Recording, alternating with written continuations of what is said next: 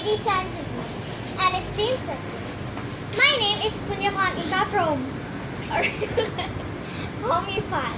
I'm studying in grade 5 at Anuban Chiang Rai School. I come from Chiang Rai, the northernmost province of Thailand. Now, you might be thinking, what story am I going to tell you today?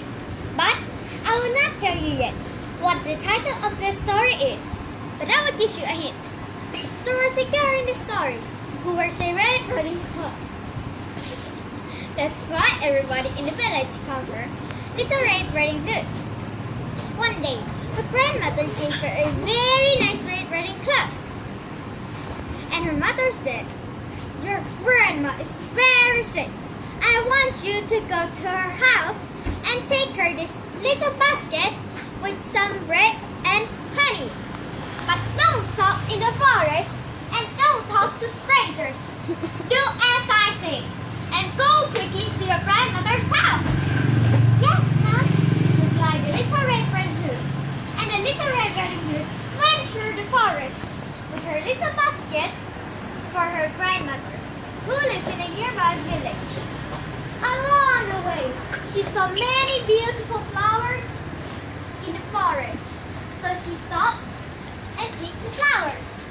While she was picking the flowers, suddenly a wolf appeared and said, "Good morning, Little Red Riding Hood. Where are you going so early?" "I'm going to my grandmother's house to take her this little basket with some bread and honey. She lives across the forest in the first house in the village, the one with the white door," replied the Little Red Riding Hood. "Goodbye, Little Red Riding Hood. I hope she gets better. And that road leads to your grandmother's house," said the wolf. After she said thank you to the wolf, she starts going to her grandmother's house. Meanwhile, the wolf goes to her grandmother's house and eats the grandmother. He puts Sunny Night down and waits for Little Red Riding Hood. When Little Red Riding Hood arrived, she went straight to her grandmother's room. And there, in the bed, was the wolf. The wolf was dressed in her grandmother's clothes.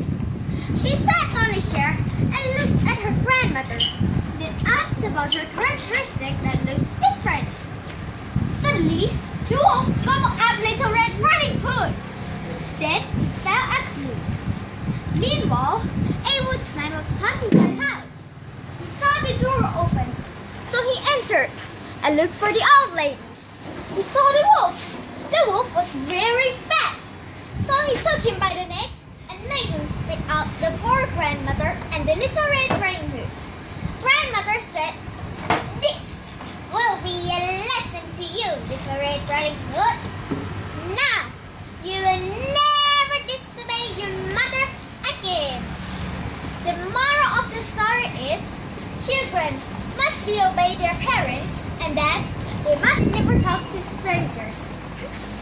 Even a very friendly stranger is capable of having bad intentions. Now, you all know the title of the story, right? Yes, you're right. The title of the story is The Little Red Riding Hood. This is also my favorite story too. Thank you for letting me tell you about a story. จบไปไงลูก ช้า